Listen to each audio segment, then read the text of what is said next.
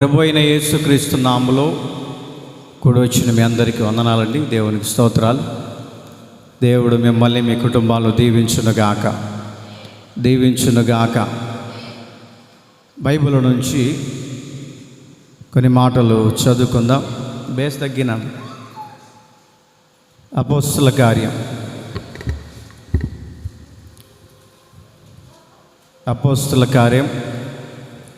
1వ అధ్యాయం 8వ వాక్యాన్ని చదువుకుందాం. అపోస్తల కార్యం 1వ అధ్యాయం 8వ వాక్యం. అయినను పరిశుద్ధాత్మ మీ మీదికి వచ్చినప్పుడు మీరు శక్తి నొందుదురు గనుక యెరూషలేములోను యోదయ సమరయ దేశమంతట్లోనూ బోధిగంతముల వరకు నాకు సాక్షులై ఉంటారు. మ్యూజిక్ ఆఫ్ చేసి చాలా. అపోస్తల కార్యంలో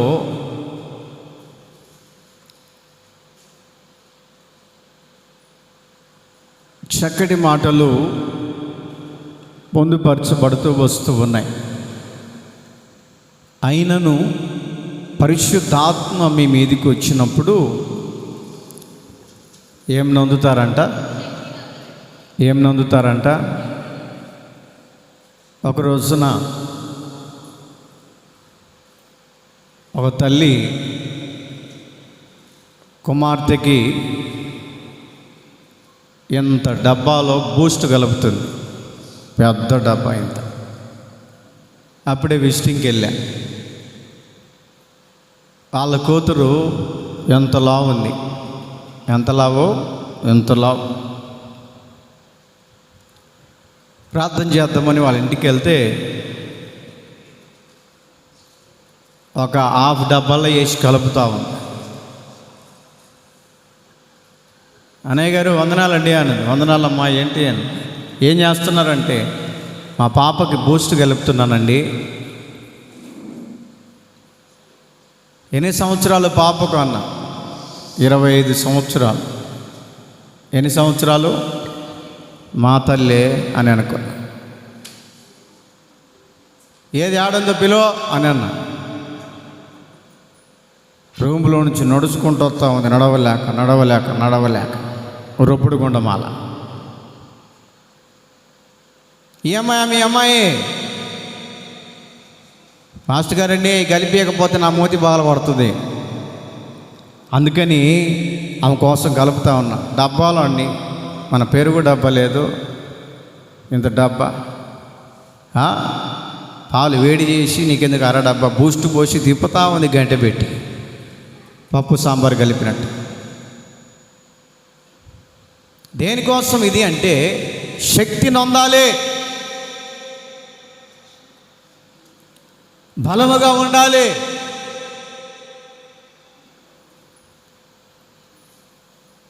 అని తన కుమార్తె విషయంలో ఎంతగానో బలంగా ఉండాలి, శక్తితో ఉండాలని చెప్పేసి తల్లి ఎంతో ప్రయాసపడుతూ ఉంటుంది.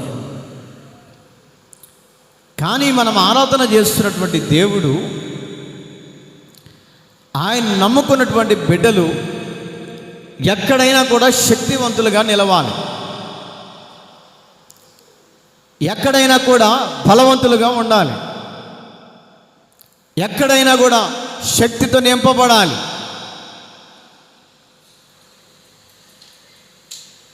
అని దేవుని యొక్క ఆ వాక్య అర్థాన్ని మనం గమనిస్తూ ఉంటే, అయినను పరిశుద్ధాత్మ మీ మీదికి వచ్చినప్పుడు మీరు శక్తి నొందుతారు. మన శక్తి ఆడ చూపిస్తాం, తగులాటలు వచ్చినప్పుడు చూపిస్తాం. నువ్వెంత అంటే నువ్వెంత? ఓయ్ గుండు, తగులాటలు కాడ చూపిస్తాం మన శక్తి. దేవుళ్ళు చూపించాలంటే చూపించలేము.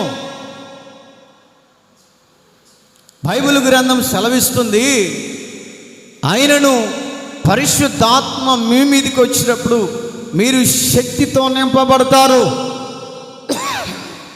నింపబడిన వారు ఎక్కడికి వెళ్ళాలయ్యా అని అంటే, యూదయ సమరయ దేశాలకు వెళ్ళి దేవుని స్వార్థను ప్రకటిస్తున్నారు. ఆ శక్తి వారిని ఏం చేస్తుందయ్యా అంటే, దేవుని స్వార్థకు ఉపయోగపడేటట్లుగా, దేవుని పరిచర్యకు ఉపయోగపడేటట్లుగా, దేవుని యొక్క మార్గాలకు నడిపించబడేటట్లుగా ఆ శక్తి ఏం చేస్తుందంటే, వారికి శక్తిని కలిగించి పలు ప్రాంతాలలో వారిని ఏం చేస్తుందంటే వాడుకుంటుంది.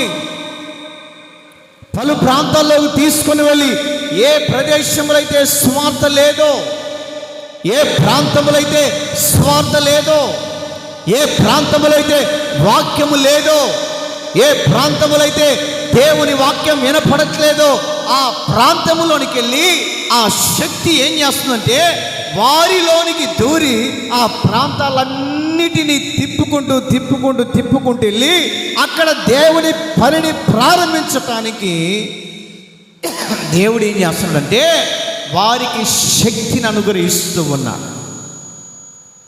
అది దేవుని శక్తి. తగ్గినానా ఎందుకు డిస్టర్బెన్స్గా ఉంటుంటే?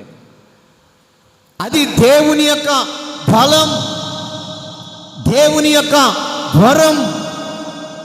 అందుకనే అక్కడ రాయబడుతున్నటువంటి మాటను గమనిస్తూ ఉంటే, అయినను పరిశుద్ధాత్మ మీ మీదికి వచ్చినప్పుడు మీరు శక్తి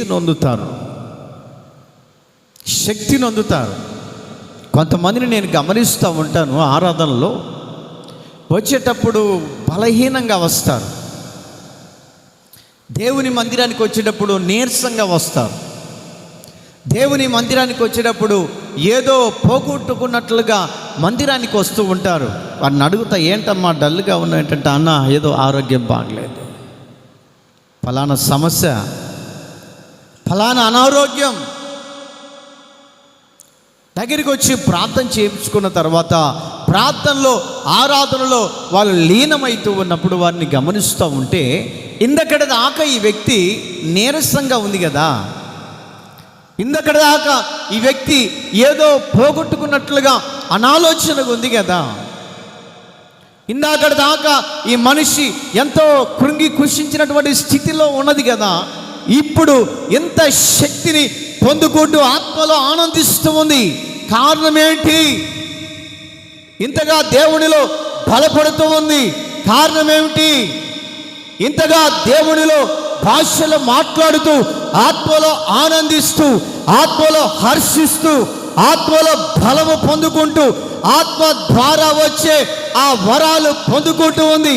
కారణం ఏమిటి అని నేను ఒక్కసారి ఆలోచన చేస్తే, నా ప్రియ దేవుని బిడ్డలారా, ఇక్కడ చదవబడిన మాట నాకు గుర్తొచ్చింది.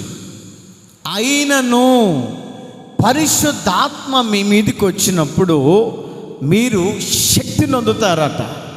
మీకు తెలియనటువంటి ఒక శక్తి, మీకు తెలియనటువంటి ఒక ఆనందం, మీకు తెలియనటువంటి ఒక శక్తి ఎక్కడి నుంచో నీ దగ్గరికి వచ్చి నిన్ను తాకి నీలో ఉన్న బలహీనతలు కొట్టివేసి, నీలో ఉన్నటువంటి అనాలోచనను తీసివేసి, నీలో ఉన్నటువంటి అనారోగ్యాన్ని తీసివేసి నిన్ను బలవంతులుగా చేయగలిగిన శక్తి ఏంటో తెలుసా? అది పరిశుద్ధాత్మ శక్తి అయి ఉన్నది. చప్పలు కొడుతూ దేవుని స్తుతిద్దాం. ప్రైజ్ ది లార్డ్, హల్లెలూయా. పరిశుద్ధాత్మ శక్తి, అది పరిశుద్ధాత్మను పొందుకున్న వారికి మాత్రమే దాని యొక్క అనుభూతిని తెలుసుకోగలుగుతారండి. పరిశుద్ధాత్మను పొందుకున్న వారు మాత్రమే ఆ యొక్క శక్తి అనుభూతిని వారు అనుభవిస్తారు. ఎవరికంటే వారికి పొరపాటునే రాదు. ఎవరంటే వారు పొరపాటునే ఆ శక్తిని పొందుకోలేరు. అది అనుకోని రీతిలో ఆ శక్తి మన మీదికి దిగి వస్తుంది. అనుకోని రీతిలో ఆ శక్తి మన మీదకి దిగి వచ్చినప్పుడు మనలో మనము పశ్చాత్తాపపు హృదయముతోటి మొట్టమొదటిగా తన హృదయం అంతా కరిగిపోతుందంట. మనకు తెలియకుండానే ఒక పశ్చాత్తాపపు కన్నీళ్ళు, దేవుని బాధ పెట్టినటువంటి పశ్చాత్తాపపు మార్గం, దేవుణ్ణి కన్నీళ్లు పెట్టించినటువంటి పశ్చాత్తాపపు మార్గం, దేవుణ్ణి ఇబ్బంది పరిచినటువంటి ఆ పశ్చాత్తాపపు మార్గాన్ని పరిశుద్ధాత్మ దేవుడు ఏం చేస్తాడంటే మన హృదయాల్లో ఒక పశ్చాత్తాపాన్ని కలిగిస్తాడు. ఇదిగో ఈ రోజున నువ్వు ఈ తప్పు చేసావు కదా, దేవుని మందిరానికి వచ్చావు, ఒప్పుకో. దేవుని మందిరానికి వచ్చావు, ఒప్పుకో. ఈ రోజున ఫలానా పొరపాటు చేసావు, దేవుని మందిరానికి వచ్చావు, ఒప్పుకో. దేవుని మందిరానికి వచ్చావు, నీలో అటువంటి స్వభావం ఉంది, తప్పును ఒప్పుకో. ఎవరికి ఆ పశ్చాత్తాపపు కన్నీళ్ళు వస్తాయంటే పరిశుద్ధాత్మను పొందుకున్న వారికి మాత్రమే ఆ యొక్క మనస్సు దేవుడు కలిగిస్తాడు. పరిశుద్ధాత్మ నింపుదలలో నింపబడే వారికి మాత్రమే. అందుకనే ప్రభు బలారాధన ఇచ్చేటప్పుడు, ఆరాధన చేసేటప్పుడు నాకు తెలియకుండా నాకు కన్నీళ్ళు వచ్చేస్తూ ఉంటాయి. ఎందుకంటే పరిశుభ్రంగా మేముండి, నీతి నిజాయితీగా దేవుని దగ్గర మేముండి మీకు బలారాధన ఇవ్వగలిగితే మాలో ఉన్నటువంటి నీతి, మాలో ఉన్నటువంటి ఆ దేవుని వరాలు మీ మీదకి కొమ్మరించబడతాయండి. మేమే సరైనటువంటి మార్గములో లేక, మేమే సరైనటువంటి బోధ చేయక, మేమే సరైనటువంటి మార్గములో నడవకుండా మీకు మేము ఇచ్చినట్లయితే అది దేవుని సన్నిధిలో యోగ్యమైనది కాదు. యోగ్యమైనది పొరపాటునే దేవునికి అంగీకారంగా ఉండదు. అందుకని నా ప్రియ దేవుని బిడ్డలారా, మొట్టమొదటిగా దేవుని సానుకూలంగా మమ్మల్ని మేమే దేవుని సన్నిధిలో పరీక్షించుకొని, కన్నీళ్లు కార్చుకొని, దేవుని సన్నిధిలో పశ్చాత్తాపడి, దేవుని సన్నిధిలో ఏడ్చి, నా ప్రభా ఇదిగో నీ బిడ్డలకు రేపటి దినాన మేము రొట్టె రసాన్ని పంచబోతున్నాం, మమ్మల్ని పరిశుద్ధపరచు నాయనా, మాలో ఉన్న కల్ముషాన్ని తీసివేయి. ఎందుకంటే మానవులం కాబట్టి, మానవుల కొన్ని సందర్భాల్లో నడవడిక ద్వారానో, చూపు ద్వారానో, నోటి మాట ద్వారానో, మన ప్రవర్తన ద్వారానో దేవుణ్ణి బాధపరిచినటువంటి మార్గాల్లో ఉన్నామేమో. దేవుని దగ్గర మనం ఏం చేయాలంటే, దేవుని మందిరానికి వచ్చిన మనము, నీవైనా నేనైనా కూడా ఈ ప్రత్యక్షపు గుడారం అనబడుతున్నటువంటి దేవుని మందిరములు ఎవరైతే పశ్చాత్తాపపు కన్నీళ్లతో దేవుని పాదాలు తడపగలుగుతారో వారు దేవుని సన్నిధిలో క్షమించగలిగినటువంటి సిద్ధ మనసును పొందుకొందురుగాక. హల్లెలూయా, హల్లెలూయా. పరిశుద్ధాత్మ మన మీదకి వచ్చినప్పుడట ఏం చేయబడుతుందంటే, శక్తి, ఎక్కడ లేని ఆ శక్తి, అదే దేవుని ఆత్మ అనుగ్రహించు శక్తి అండి. ఈ రోజున వాటిని చాలామంది తిరస్కరిస్తూ ఉంటారు. తెలియక చాలామంది తిరస్కరిస్తూ ఉంటారు. ఒక సేవకుడు నా దగ్గరికి వచ్చి, ఏంటి లేస్తే భాషలు మాట్లాడుతుంటారు, బైబిల్లో ఏడున్నాయి, బైబిల్లో ఏడుందో చూపి. ఓ సేవకుడు,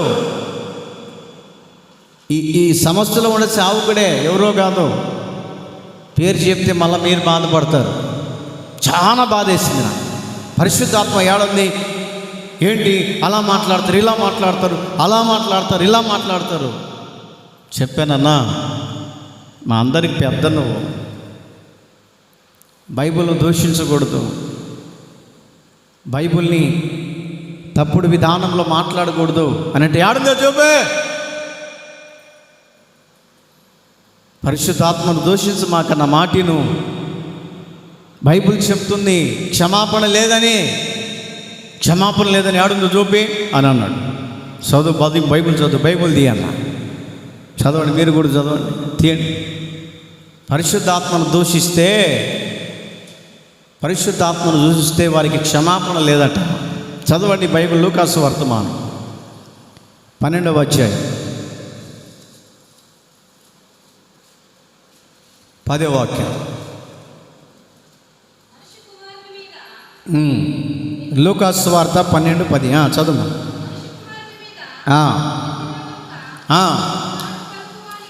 మనుష్య కుమారుడి మీద వ్యతిరేకంగా ఒక మాట పలుకువారికి. చాలు తర్వాత చదువు. మనుష్య కుమారుడి మీద వ్యతిరేకంగా అంటే బైబిల్కు సంబంధించినటువంటి వ్యతిరేకం. కొంతమంది వితండవాదం చేస్తుంటారు. ఏడుంది బైబిల్లో? బైబిల్ ఏడుంది? బైబిల్ అంటే చూపి. ఎవరు? పాస్టర్లే. ఎవరు? విశ్వాసులే. ఎవరు? దేవుళ్ళు ఎదిగే వాళ్ళే, ఒక సంఘానికి కాపరిగా ఉండే వాళ్ళే, ఒక సంఘాన్ని నడిపించే వాళ్ళే, ఒక సంఘానికి నేను కూడా కాపరిని అని చెప్పుకుంటున్నటువంటి వాళ్ళే ఈ రోజున పరిశుద్ధాత్మను దూషిస్తూ ఉన్నారండి. చాలా బాధేసింది ఆ మాట అంటే నాకు. పరిశుద్ధాత్మ ఏడుంది? లబ అని అంటారు. ఏడుంది పరిశుద్ధాత్మ? ఒక సంఘ కాపరండి ఒకే 2 మాటలు చెప్పాను నేను. పరిశుద్ధాత్మను ద్వారా నడిపించబడే సంఘాల్లో ఎంతమంది వస్తున్నారు? నీ పరిశుద్ధాత్మ లేవంటున్నావు కదా, నీ సంఘానికి ఎంతమంది వస్తున్నారు చెప్పాను. వాస్తవంగా అడిగా. పరిశుద్ధాత్మ లేదని అన్నాడు ఒక వ్యక్తి. అంటే నీ సంఘానికి ఎంతమంది వస్తున్నారో చెప్పాను. నా సంఘానికి ఎంత? ముగ్గురే కాదు. ఎప్పటి నుంచి స్టార్ట్ చేసావు? నేను 8 సంవత్సరాలు అవుతుంది. 8 సంవత్సరాల నుంచి ముగ్గురు సంపాదించావా? 8 సంవత్సరాల నుంచి ముగ్గురితోనే ఆరాధన చేస్తున్నావా? మరి పరిశుద్ధాత్మను పొందుకున్న సంఘాలు చూడండి, పరిశుద్ధాత్మ అనుభవములో నడిపించబడే సంఘాలు చూడు, గుంపులుగా పోవటానికి గల కారణం ఏంటంటే పరిశుద్ధాత్మ దేవుడు ఒక్కొక్కరిని దర్శిస్తూ ఉంటాడు. పశ్చాత్తాపపు కన్యలతో హృదయాల్ని కరిగించి ఉపదేశముతో కూడినటువంటి వాగ్దాన సందేశాలు, ఉపదేశంతో కూడినటువంటి వాక్యాలు, ఉపదేశంతో కూడినటువంటి ఆత్మీయ సందేశాలతో ఆ సంఘము ఏమవుతుందంటే బలపరచబడుతుంటుంది. ఆ సంఘాలు శక్తితో నింపబడుతుంటారు. ఆ సంఘాలలో ఏమండి ఎక్కడ లేని ఆనందం, ఆ సంఘాలలో ఎక్కడ లేని సంతోషం, ఆ సంఘాలలో దేవుడు చేసే అద్భుతాలు ఇంత అంత కానీ చెప్పలేనివి అటువంటి కార్యాలు ఆ సంఘాలలో చేస్తూ ఉంటే ఈ రోజున చాలామంది కూడా పరిశుద్ధాత్మను దూషిస్తూ ఉన్నారండి. ఇంకో చోట రాయబడింది, పరిశుద్ధాత్మను దూషించే వారికి ఈ లోకమందైనను పరలోకమందైనను క్షమాపణ లేదు. ఎప్పుడైతే ఆ వ్యక్తి నా దగ్గర వితండవాదం చేశాడో కాస్త దూరంగా పెట్టేశా. ఇంకా ఈ వ్యక్తిని దగ్గరికి రానియకూడదు. ఇంకా పేరుకు మాత్రం పెద్దగా అని పిలువబడుతున్నాడు కానీ ఆత్మ సంబంధమైనటువంటి ఏమండి వాగ్దానాలను చెప్తున్నాడు కానీ ఆత్మ సంబంధంగా ఏమండి నడిపించబడుతున్నాడు కానీ ఇతనిలో పరిశుద్ధాత్మ లేదు. పరిశుద్ధాత్మ లేని వారితో సహవాసం చేస్తే మనం కూడా దేవుని ఆత్మను కోల్పోతాం. మనం కూడా వితండవాదంలోకి పడిపోయి అందరూ మనల్ని దూరంగా పెట్టేస్తారు. ఒకటే చెప్పా, 8 సంవత్సరాల నుంచి సేవ చేస్తున్నా. ఏరి నీ విశ్వాసులు? ఒక వారం కావాలని నేను పోయా. ఎంతమంది వస్తున్నారో బడాయి మాటలు మాట్లాడుతున్నాడు కదా అని పోయా. వాళ్ళ కుటుంబము బయట వాళ్ళ ముగ్గురు. ఎన్ని సంవత్సరాల నుంచి? 8 సంవత్సరాల నుంచి.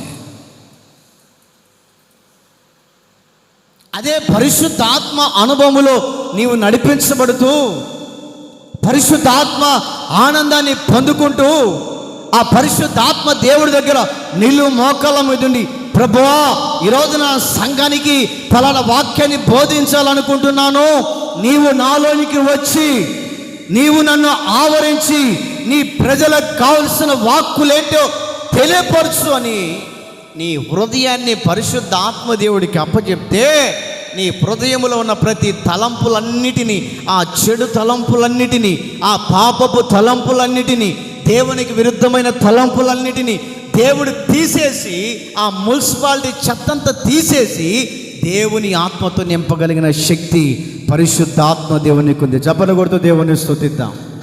హల్లెలూయా, హల్లెలూయా.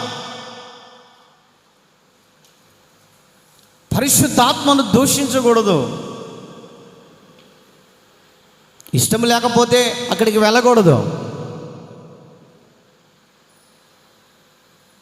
నా ప్రియ దేవుని బిడ్డలారా, పరిశుద్ధాత్మను పొందుకున్నటువంటి సంఘాలు ఈ రోజున గుంపులుగా స్వస్థతలని, అద్భుతాలని, దేవుని కార్యాలని, దేవుని అద్భుతాలు చాలా జరిగిస్తూ ఉన్నాడు ఈ రోజున. అందుకే జనాలు గుంపులుగా వచ్చి కూర్చొని దేవుణ్ణి ఆరాధన చేస్తున్నారు. గుంపులుగా వచ్చి దేవుని స్తుతిస్తూ ఉన్నారు. మీరందరూ ఏడ వచ్చి కూర్చున్నారంటే నా దగ్గర ఏదో మంత్రం కట్టలేదు ఉంది అన్నకాడ ఉంది అంటే ఎందుకు ఇక్కడ వచ్చి కూర్చుంటున్నారంటే ఈ దైవజనుడిలో పరిశుద్ధాత్మ అనుభవం ఉంది. ఈ దైవజనుడిలో పరిశుద్ధాత్మ నింపుదల ఉంది. ఈ దైవజనుడిలో పరిశుద్ధాత్మ యందలి ఆనందముతో కూడిన వాక్య ఉపదేశం ఉంది. మనము కూడా ఆ ఉపదేశాన్ని అంగీకరిస్తే, మనము కూడా ఆ వాక్యానికి లోబడితే, మనము కూడా ఆ వాక్యానికి అంటుకట్టబడితే మన కుటుంబాలు ఫలభరితంగా మార్చబడతాయని మీరందరూ గ్రహించి ఈ రోజున దేవుని మందిరంలోకి వచ్చి కూర్చొని వాక్యమని ఆశీర్వాదాలు పొందుకొని వెళుతున్నారు. అంత మాత్రమే. కానీ నా దగ్గర మంత్రం కొట్టు, నిమ్మకాయ రసం పిండి మొఖాలు చల్లటమో పొరపాటున లేదు. కారణం ఏంటంటే మొట్టమొదటిగా నా దేవునికి మేము అప్పగించుకున్నాం. నా దేవుని యొక్క ఆ నడవడికలో మేము ఆయనకు అప్పగించుకున్నాం. మా యొక్క ఆత్మీయ జీవితం దేవునికి అప్పగించుకున్నాం. మా యొక్క ఆత్మీయ జీవితాన్ని దేవునికి అప్పగించుకొని ఈ వయసులో కూడా తల వంచి దేవుని పని చేస్తున్నాం. ఈ వయసులో మేము చేయాల్సిన పనులేంటి? లోకంలో తాగి తందనాలు ఆడాలి, అవునా కదా? అవసరమైతే జైలు పాలు కావాలా, తాగి తందనాలు ఆడుతూ ఎంజాయ్ చేయాలి. ఎందుకు మేము ఈ వయసులో నడుము కట్టుకొని దేవుని పని చేస్తున్నామంటే ఆ పరిశుద్ధాత్మ దేవుని యొక్క నడిపింపులు మేము ఉన్నాం కాబట్టి, ఆయనకు మేము అప్పగించుకున్నాం కాబట్టి ఆయన మమ్మల్ని నడిపిస్తున్నాడు. ఎవరో మనుషులు వచ్చి నడిపించలే మమ్మల్ని. నీతి మార్గంలో ఎవరో మనుషులు వచ్చి ప్రోత్సహించి మమ్మల్ని ఈ మార్గంలోకి నడిపించలేదు. చాలామంది పరిశుద్ధాత్మను దూషిస్తూ ఉన్నారు. ఆ కింద మాటను చదవమ్మా. పరిశుద్ధాత్మను దూషించిన వారికి ఏం లేదంట. ఒకవేళ మీరు దూషిస్తున్నారేమో జాగ్రత్త. దేవుని మందిరానికి వచ్చి కూడా వాళ్ళను చూసి వీళ్ళని చూసి వారిని చూసి వీరిని చూసి మీరు పరిశుద్ధాత్మను దూషిస్తున్నారేమో. బైబిల్ చెప్తున్న వాక్యం ఏంటో తెలుసా? క్షమాపణ లేదు. బైబిల్ చెప్తున్న మాట ఏంటో తెలుసా? వేశ్యనైనా క్షమిస్తాను కానీ వేశ్యదారులను దేవుడు క్షమించడు. ఎందుకు ఈ మాట కఠినంగా దేవుడు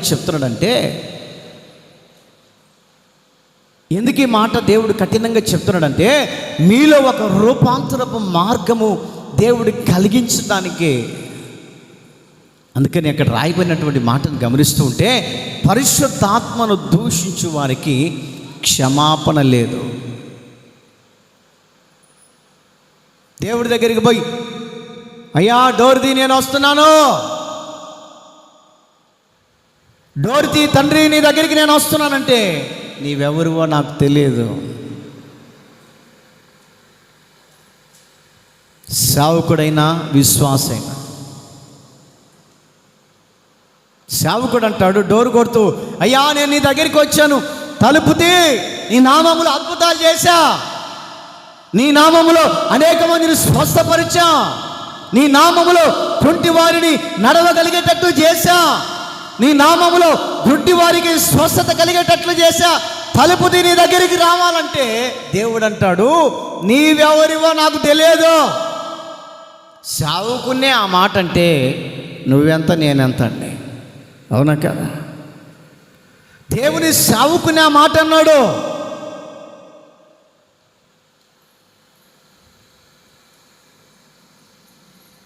దేవుని సావుకునే దేవుడు ఆ మాట అంటున్నాడు, ఇదిగో నీవెవరివో నాకు తెలియదు. దేవుని మందిరానికి వస్తున్నటువంటి దేవుని ప్రియ దేవుని బిడ్డలారా, దేవుని విశ్వాసి పరిశుద్ధాత్మను దూషించకూడదు. పరిశుద్ధాత్మను దూషించే వారికి క్షమాపణ లేదట.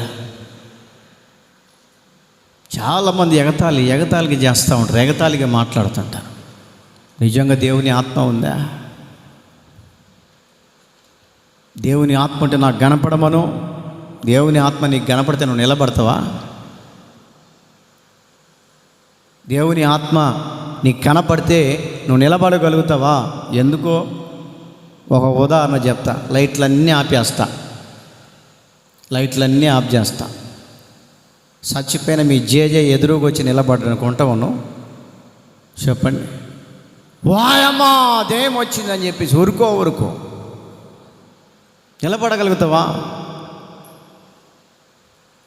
అర్ధరాత్రి లేచాట బయటికి పోదాం మంచి సూర్యకరికి, గోడ మీద ఏదో పిల్లి కనపడితేనే ఆడేందమ్మా పెదయ్య కనపడుతున్నాడే అని భయపడతాం. ఎవరో మనిషి ఉన్నట్టు ఆడ కవర్ ఏదో పాపం గాలికి ఊగులాడుతూ ఉంటుంది అంట, ఊగులాడుతాం. కవరు అది పొద్దున నువ్వు పెట్టిందే, పగులు తడిగా ఉంది అని ఆడ తగిలిచ్చి పెట్టావు జిడుకు కవరు, పొద్దునికి ఉపయోగపడతాయి గుడ్డలు పెట్టుకొని పోవటానికి ఊరికి అని. అది ఊగులాడుతూ ఉంది గాలికి. వాయమ్మో దెయ్యం చూడు, జుట్టెట్ట ఊరి వైరబోసుకొని కూర్చుందో అని చూసి భయపడతాం. కొంతమంది మన నీడను చూసి మనమే భయపడతా ఉంటాం. మరి పరిశుద్ధ ఆత్మదేవుడు నీకు ఎదురుగా కనపడితే తట్టుకోగలమా? మోషే అడుగుతున్నాడు, అయ్యా తండ్రి యెహోవా దేవా, నీ ముఖాన్ని నేను చూడాలనుకుంటున్నా, ఒక్కసారి కనపడవా? ఒకసారి కనపడి నిన్ను చూడాలనుకుంటున్నా, నువ్వు ఎలాగుంటావో చూడాలనుకుంటున్నా. దేవుడు అంటాడు, మోషే నీవు నన్ను చూడాలనుకుంటే మల మాడిపోతావురా, మాడిపోతావు, కుప్పగొలి చచ్చిపోతావు. అవునయ్యా, అంత శక్తి నీలో ఉందా? అవును. అంత ప్రభావం నీలో ఉందా? అవును. నన్ను చూస్తే నువ్వు తట్టుకోలేవు, కానీ నేను కొండ చాటున బైబిల్లో ఉన్న మాట కొత్తవి చెప్పట్లే, అన్నీ చదివేయాలంటే ఇది కుదిరే పని కాదు. హల్లెలూయా. కొన్ని అర్థం కూడా చేసుకోవాలా. నేను కొండ చాటున నడుచుకుంటూ పోతూ ఉంటాను, కానీ నా నీడను చూస్తే నువ్వు బ్రతుకుతావు. చప్పట్లు కొడుతూ దేవుని స్తుతిద్దాం. హల్లెలూయా. కొండ చాటున నేను వెళ్తూ ఉంటా, నా నీడను చూడు, నీ జీవితకాలం అంతా నువ్వు ధన్యమే. నీకు పట్టపగులు సూర్యుడికి వెళ్ళి అట్టనే చూడు, కాసేపు చూస్తావా? చూడు, ఒకసారి చూడు, కాసేపటికి ఏం కనపడదు నీకు, తగిలి ఆడుకోవాలి. ఓ చిన్నమే, వరే పెద్దోడా ఏడున్నావు? ఏంది మమ్మీ ఏమైంది అంటే, ఏమో రా సూర్యుడికి వెళ్ళి చూసినాను, కళ్ళు కనపట్లే. కాసేపు సూర్యుడికి వెళ్ళి చూస్తేనే కాసేపు నీకు కళ్ళు బయలు గమ్ముతాయే. యేసయ్యను, సాక్షాత్తు యేసుక్రీస్తు ప్రభుల వారిని చూడగలుగుతావా? అంత శక్తివంతుడైనటువంటి, వేడిమితో నింపబడినటువంటి వెలుగైన దేవుని మనము చూడలేము.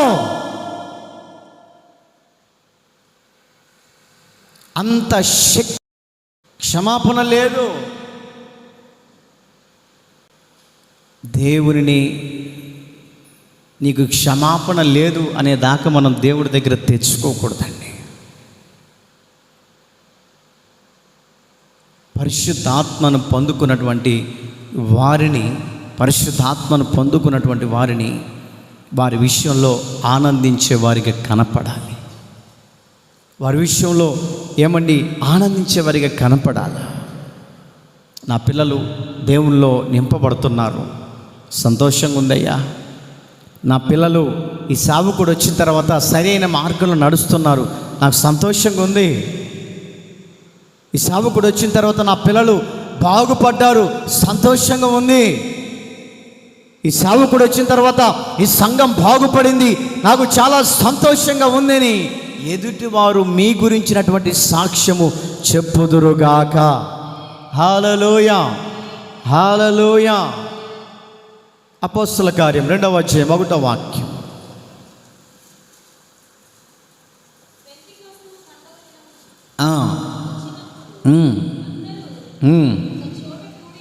అందరూ ఒక చోట కూడున్నారంట. దేనికోసమయ్యా అని అంటే, వాళ్ళ మధ్యలో ఉన్నటువంటి సేవకుణ్ణి పోలీసులు వచ్చి పట్టుకుపోయారు. అందరూ ఒక చోట కూడారు. ఇప్పుడు మీరు ఎట్ట వచ్చి కూర్చొని అందరూ ఒక చోట కూడారో అలాగనే వాళ్ళు కూడా కూడుకున్నారంట. ఎవరయ్యా అంటే దేవుని బిడ్డలు. ఒక మంచి పండగ, దాని పేరే పెంతెకొస్తు పండగ అట. ఈ రోజున మనకు పండగ, మనమందరం కూర్చొని ప్రార్థన చేసుకుందాం. ఈరోజు మనకు ప్రార్థన పండగ, మన సమస్యలని దేవునికి చెప్పుకుందాం. ఈరోజు మనకు పండగ, ప్రార్థనలు ప్రారంభించే పండగ, ప్రార్థన ద్వారా విజయాన్ని పొందుకునే పండగ, ప్రార్థన ద్వారా ఫలితాలు పొందుకునే పండగ, ప్రార్థన ద్వారా మన జీవితాలు మార్చుకునే పండగ, ప్రార్థన ద్వారా వాక్యము ద్వారా మనము సమృద్ధి పొందుకునే పండగ అని అందరూ అనుకొని అక్కడ రాయబడినటువంటి మాటను గమనిస్తూ ఉంటే, పెంతెకొస్తు పండుగ దినము వచ్చినప్పుడు వారందరూ ఒక చోట కూడుకున్నారంట. ఎవరందరూ? దేవుని బిడ్డలందరూ. దేవుని బిడ్డలు ఒక చోట కూడుకున్నారు. ఒక చోట కూడుకొని ప్రార్థన చేస్తూ ఉన్నారంట. దేనికి ప్రార్థన చేస్తున్నారంటే, వాళ్ళ మధ్యలో ఉన్నటువంటి దేవుని సేవకుణ్ణి పోలీసు వాళ్ళు వచ్చి పట్టుకొని వెళ్ళిపోయి జైల్లో వేసేశారు. వారు బాధపడిపోతున్నారు. అయ్యో, ఆ సేవకుడు మా మధ్యలో లేకుండా పోయాడే,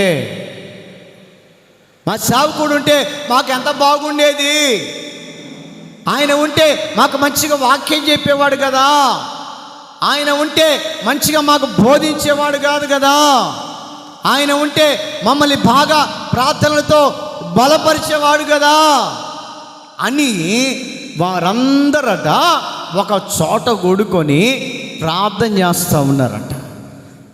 ఎవరి కోసమయ్యా అనంటే, పేతురు కోసం. పేతురు అనబడుతున్నటువంటి దైవజనుడు, పేతురు రోషము కలిగిన వాడు, పేతురు దేవుని ఆత్మను పొందుకున్నవాడు, పేతురు దేవుని ఆత్మతో నింపబడుతున్నప్పుడు, దేవుని వాక్యము చెప్తున్నప్పుడు, ఆత్మశక్తితో నింపబడి వాక్యాన్ని బోధిస్తున్నప్పుడు, ఆత్మశక్తితో నిలబడి దేవుని వాక్యాన్ని ప్రకటిస్తూ ఉన్నప్పుడట 3000 మంది బాప్టిసాలు తీసుకున్నారంట. చప్పట్లు కొడుతూ దేవుని స్తుతిద్దాం. కొట్టండి గట్టిగా, మీరు హుషారు కొడితే నేను చెప్పగలుగుతా. హల్లెలూయా. ఏదో చిన్నగా కొడుతున్నా.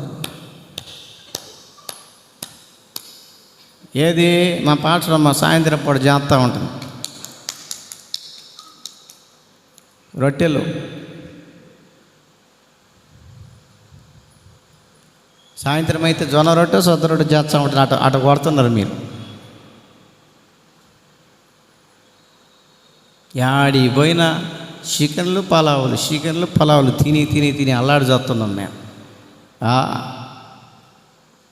పాస్టర్ అంటే ఇంకా ప్రేమ కాదు, తోడతారు నీకెందుకు తోడు, ఒక చోట అయితే నీకెందుకు ఏమండి ఇంత వేసారు కూర అన్నా ఏందన్నా అంటే పాస్టర్లు తింటారుగా, మా ఊరి పాస్టర్ అయితే నీకెందుకో కేజీ తింటాడో అని అన్నాడు. ఊరి నీ దుంప దగల లేదు పాస్టరయా, మా పాస్టర్ కేజీ తింటాడు, వేసేదా కోరుకోడు, సిగ్గు లేకుండా అడుగుతాడు అన్నాడంట. తినటానికి వచ్చిండో సేవ చేయడానికి వచ్చిండు నాకు అర్థం కానీ. ఉంటారు కొంతమంది, ఏం చేస్తాం మరి, అది కడుపో కమ్మని చెరువో నాకు అర్థం కాదు. మా అక్కోళ్ళు చాలా మంది ఉన్నారు, ప్లేట్ తీసిరంటే నీకెందుకు పల్లె నిండిపోవాల్సింది అన్నం, వాళ్ళని చూడగానే భయం అవుతుంది, ఓమ్మో కొద్దిగా తల్లేవు.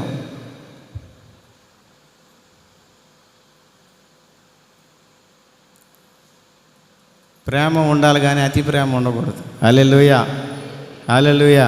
మేము తినేది అంతే.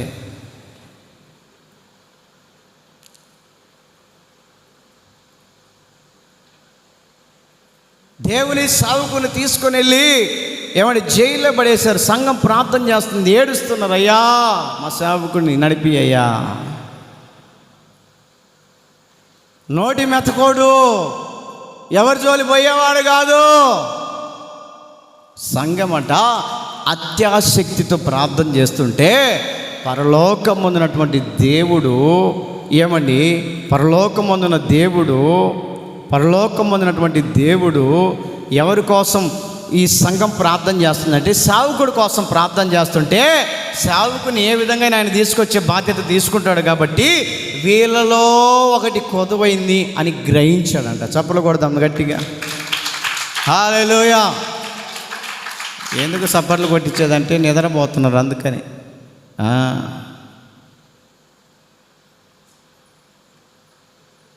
వాళ్ళలో కొదువైంది పరలోకపు తండ్రి గ్రహించాడంట.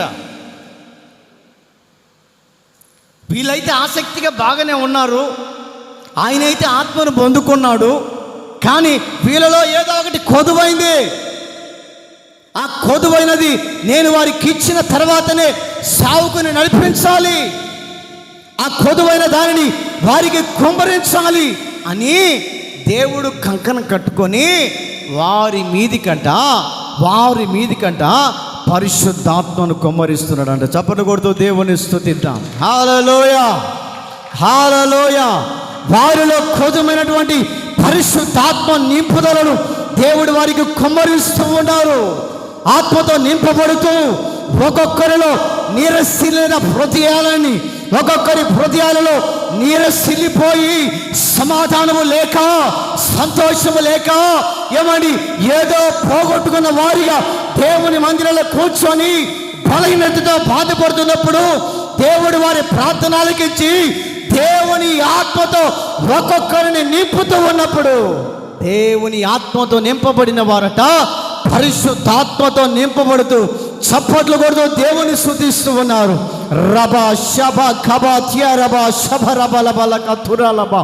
దేవుని ఆత్మ ఒక్కొక్కరి మీదకి దిగి వస్తూ ఉన్నప్పుడు, దేవుని ఆత్మ ఒక్కొక్కరి మీదకి ప్రజ్వలిస్తూ ఉన్నప్పుడు, దేవుని ఆత్మ వర్షం వల్ల వారి మీదకి వస్తున్నప్పుడు ఒక్కొక్కరు చప్పట్లు కొడుతూ పరిశుద్ధాత్మ నింపుదలలో వారు భాషలు మాట్లాడుతూ ఉంటేనట ఒక్కొక్కరు గంతులు వేసి ఆత్మతో నింపబడి వారి హృదయాల్లో ఎక్కడ లేని ఆనందాన్ని, ఎక్కడ లేని ఒక సంతోషం, ఎక్కడ లేని పరిపూర్ణమైన ఆనందాన్ని పొందుకొని వెళ్ళారట.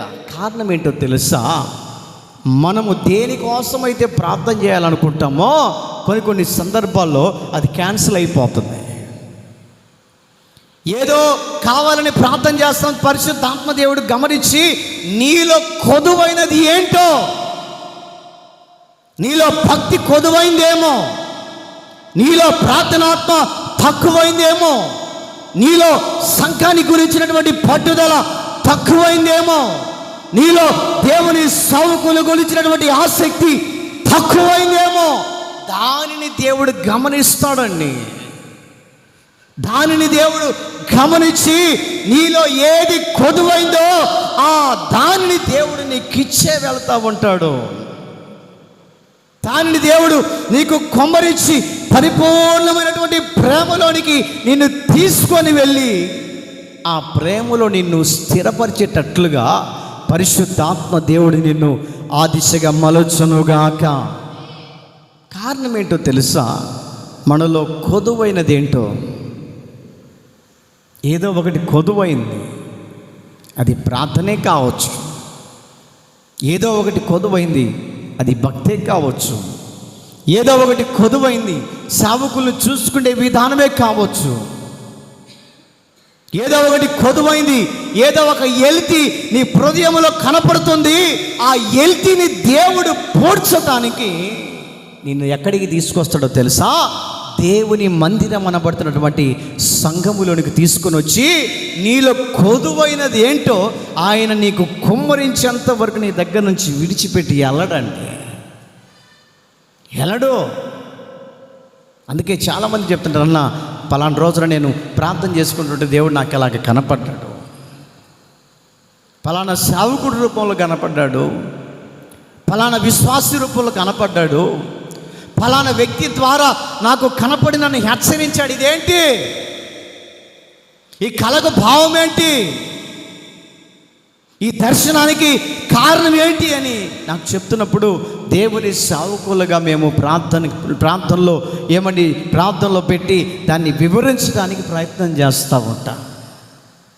నీలో కొదువైనది ఏంటో దేవుని అడిగే వ్యక్తిగా ఉండాలి.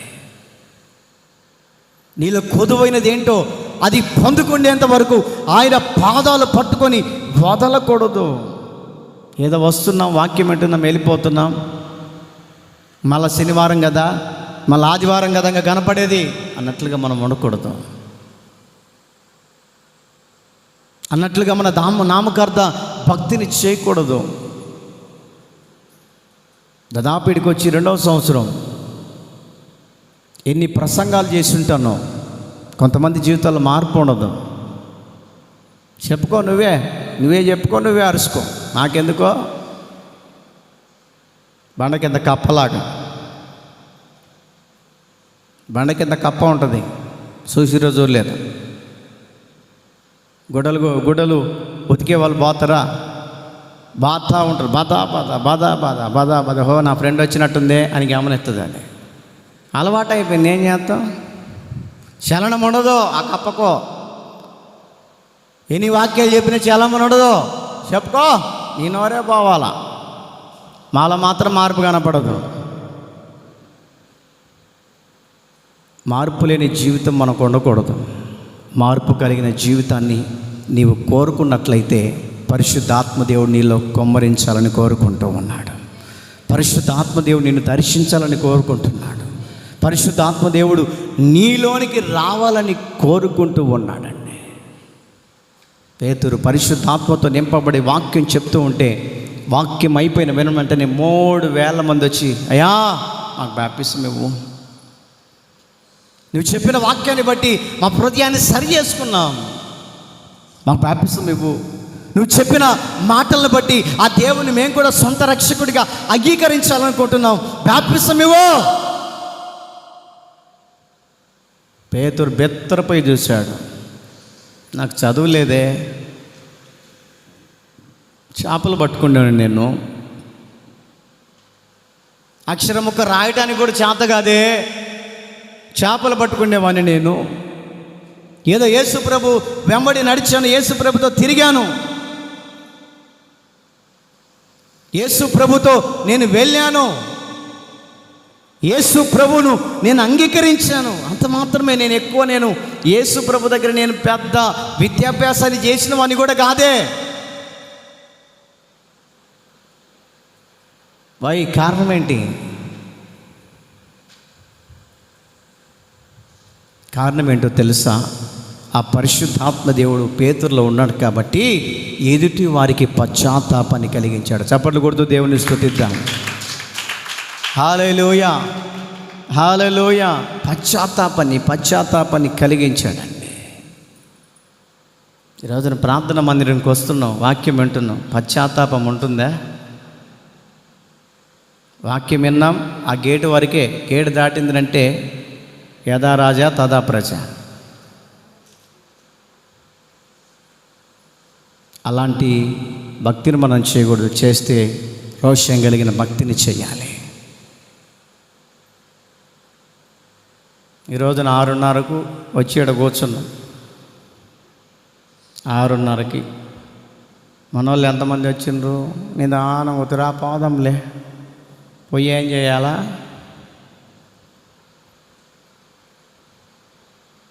ఎనిమిది గంటలకు పోదాంలే.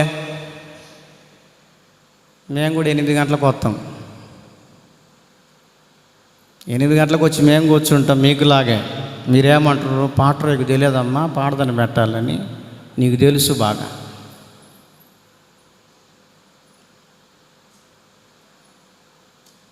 మీకులాగా 8 గంటలకు వచ్చి కూర్చుంటే మీరేమంటారు?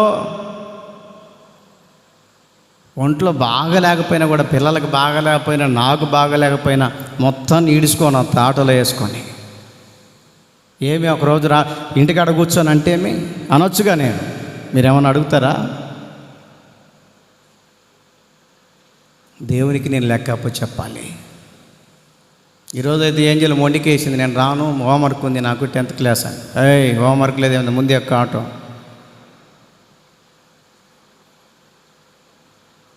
దేవుని సాగు కొరకై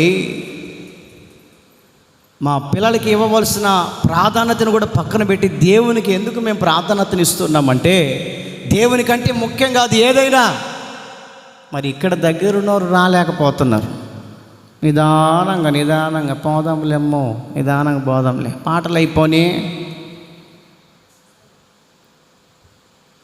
ఇదివరకు టీలు బొయ్యలు బాగా ఇచ్చేవాళ్ళు. అబ్బా, అన్నోళ్ళతో రెడీగా కాగబెట్టి ఉండేవారు. ఇప్పుడు టీ ఇచ్చేది ఎక్కువ కూడా లేరు. అదిగో ఆ మా తల్లి పాప మమ్మల్ని చూసిందంటే పోయి నీళ్ళెమ్మడి బాటిల్ తీసుకొని ఇస్తుంది. ప్రేమ అధికమైపోయింది. టీ ఇచ్చేది ఎక్కువ కూడా లేరు ఇప్పుడు. పాస్టర్ వచ్చిండా? వచ్చా మళ్ళీ పోతలే ఆయన. సంఘస్థులకు బాధ్యత రోజు రోజుకు తక్కువైపోతుంది. మళ్ళీ ఏందో మరి నిర్లక్ష్య స్వభావం. ఈరోజు మందిరం కూడా తొడవలే. అక్కోళ్ళకి ఏమైందో ఏమో మళ్ళీ. చూడు, నేను వచ్చి నడిచొస్తుంటే అంత మట్టి అంత తగులుతూ ఉంది కాళ్ళకు. ఎక్కువైపోతుంది భక్తి.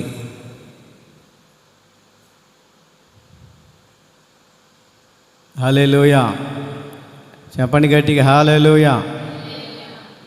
దేవుని సన్నిధిలో మనం అలా ఉండకూడదు. పరిచర్య చేసేది నా కోసం కాదు, దేవుని నన్ను ఆశీర్వదిస్తాడు అన్న నమ్మకాన్ని బట్టి నువ్వు పరిచర్య చేయాలి. బైబిల్లో ఒక చోట మాట రాయబడింది, నాకు అది చాలా మనసును తట్టే మాట. అది సమూయేలు విషయంలో గమనిస్తే,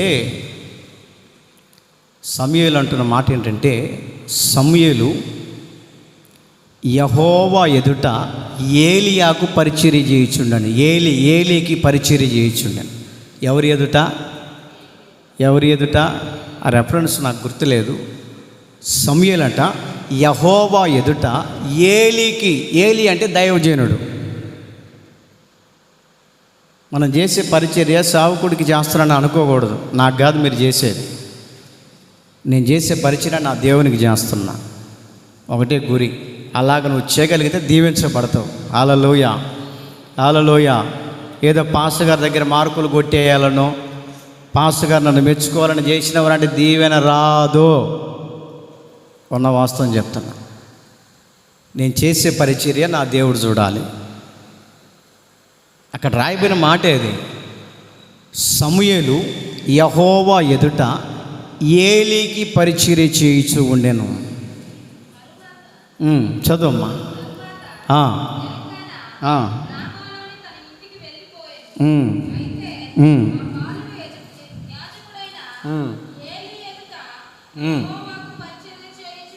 ఎవరికి చేస్తున్నాడంట? కొంతమంది చూడాలి, నన్ను చూచాను బాగుడు. కొంతమంది మళ్ళీ పైన పెత్తనాలు, మే సరిగా లేదు చూడది. అది కదా ఆడ ఉంది చూడు అద్దుడు మార్కులు కొట్టేయటానికి. నా దగ్గర ఏం లేవు మార్కులు. దేవుడు నీకు మార్కులు వేయాలంటే ఆయన యెహోవాకు పరిచర్య చేస్తున్నాడంట. ఎవరు అంటే సమూయేలు. నేను చేసే పరిచర్య నా దేవుడు చూస్తున్నాడని ఎప్పుడైతే నువ్వు చేయగలుగుతావో అప్పుడే నా దేవుని యొక్క దీవెనలు నీ కుటుంబం మీదకి దిగివచ్చును గాక. హల్లెలూయా, హల్లెలూయా. దీవెనలు కుమ్మరించబడతాయండి. ఏదో నేను గొప్పతనానికి చెప్పట్లేదు, మిమ్మల్ని బాధ పెట్టాలని అసలు నాకు ఆ మనసే లేదు. మీరు దీవించబడాలనే కాస్త కఠినమైన కూడా వాక్యాన్ని బోధిస్తున్నాను. ఇంకా ఎంతకాలం దీవించబడక, ఎంతకాలం నామకార్థ భక్తిలో, ఎంతకాలం నామకార్థ స్థితిలో మనం ఉంటాం. నడిపించే సేవకుల్లో దేవుని ఆత్మ ఉంది, నడిపించే దైవజనులో పరిపూర్ణమైన శక్తి ఉంది. ఆ నడిపింపుకు మనం ఎప్పుడైతే లోపడగలుగుతామో, ఆ నడిపింపులో మనం కూడా నడిపించబడతామో, మన పిల్లలు, మన కుటుంబము, మనము మన పిల్లలు సురక్షితంగా, ఆరోగ్యకరంగా దేవుడు మిమ్మల్ని అందరినీ నింపునుగాక. తలలు వంచండి, కళ్ళ పోయండి, ప్రార్థన చేసుకుందాం.